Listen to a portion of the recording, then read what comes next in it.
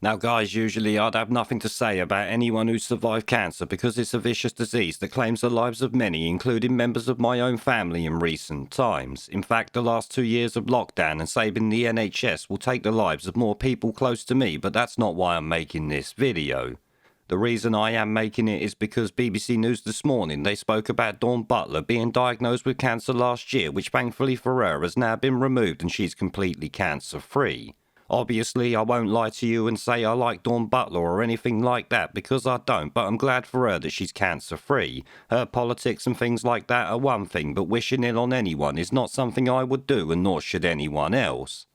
However, the people who joined her on the BBC this morning decided it was a good time to race bait while using cancer as the method to do it, which obviously I will take issue with, because it's about as low as it gets in my book. Here, take a listen to it for yourself. Found out that you had it, to me, I was like, can you imagine? This is a woman going through probably one of the worst things that you've ever gone through in your life. And I don't want to get emotional, but you're actually sitting here and we're going, it's acceptable. And it's not. I've seen other white celebrities come out and say that they've got breast cancer. I've looked at the comments, nothing but praise.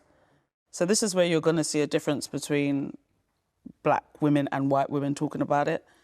White women will get praised, they'll get put on certain platforms. And then, on the other hand, black women, I get vilified. I get called race baiting.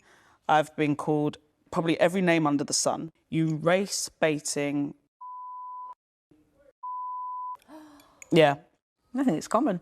Now, this woman making it about race happens to be the founder of Black Women Rising, which seems to make everything about race rather than breast cancer as it should be doing, even going as far as claiming the mainstream media ignore black women's struggles with breast cancer despite her being on the BBC this morning talking about it. As you heard, her claims that white women are praised while black women are not, I have to say though, is pure nonsense, because anyone talking about their battle with cancer is often inundated with messages of support mixed in with the usual troll shitposting because it's the internet after all. But when you make everything about race, as she seems to be doing, people will naturally call you out for it, and they rightly will. This has nothing to do with the fact you're black or anything like that, and everything to do with the fact that you're acting like a scumbag. As you likely know, most people, regardless of any political or social feelings, have the deepest sympathies for anyone suffering any form of cancer and will always wish them well because they're not evil or simply know people who have suffered it so can relate to them. Like I said, I really don't like Dawn Butler thanks to her race baiting antics before, but I do not wish ill health on the woman and certainly wouldn't mock her for cancer of any kind or anything like that. I am, like I said, personally glad that she's now clear of it and able to get on with her life where many women have not been so lucky. The only issue I have here is bringing race into something that kills people indiscriminately, ruin families around the world in the bloody process. This woman complains that people call her a race baiter when, let's be honest, that clip featured her race baiting her life away, using the rare troll comments as justification for it, like white women don't have the same comments mixed in with the good ones.